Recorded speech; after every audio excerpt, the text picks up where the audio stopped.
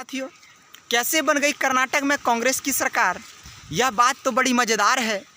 और जिसे पप्पू के नाम से फेमस किया था इन बीजेपी वालों ने, उन पप्पू जी ने इनका विकेट इतना बढ़िया से गिराया है कि आज सिर्फ कर्नाटक में ही नहीं, पूरे देश में इनका चर्चा है और चर्चा का विषय बन गया है। क्योंकि छोटे छोटे कण के जमा होने से पहाड़ का निर्माण हो सकता है। ठीक उसी तरह ये पप्पू जी जो है ना, यानी कि राहुल गांधी जी, ये शायद इन बीजेपी वालों का किला बहुत जल्दी उखाड़ने का प्रयास में लगे हैं और उखाड़ ही रहे हैं। क्योंकि आप लोग देख ही रहे हैं, झारखंड में आप लोगों ने देखा है और परसों आप लोग कर्नाटक में भी देख लिए। लेकिन घबराने की बात ये नहीं है।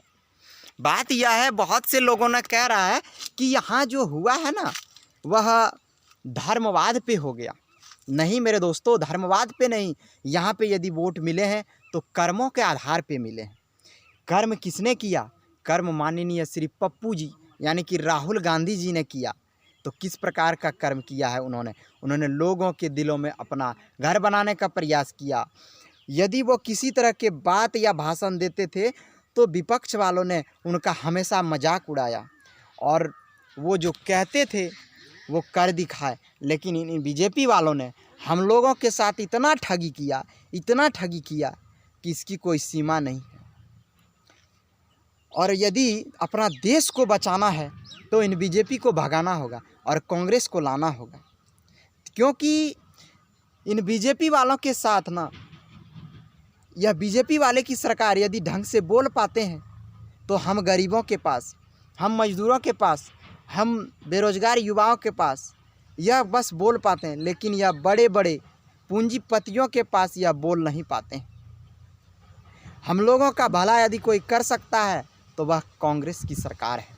कांग्रेस को लाओ, देश को बचाओ। दोस्तों, हम उम्मीद करते हैं आप सबों से कि जिस तरह से आप लोगों ने यह विधानसभा के चुनाव में बीजेपी को आप लोगों ने मात दिया है, यह मात कांग्रेस पार्टी ने नहीं दिया है। यह मात कर्नाटक के लोग, कर्नाटक के जनमानस, कर्नाटक के समस्त मतदाता गण ने यह बीजेपी को मात दिया है। इस कार्य के लिए मैं आप सबों का आभारी हूँ। और जिस तरह से आप लोगों ने इस विधानसभा में बीजेपी वालों को मात दिया है, बीजेपी पार्टी को मात दिया है, इसी तरह आप लोग लोकसभा के चुनाव में भी आप लोग मात देने का कार्य करेंगे। हम आप सबों से यही उम्मीद करते हैं।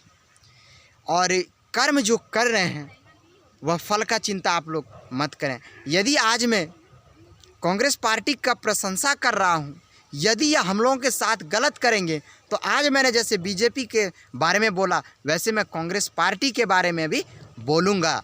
ये मैं आप सबों से वादा करता हूँ। जय हिंद, जय भारत।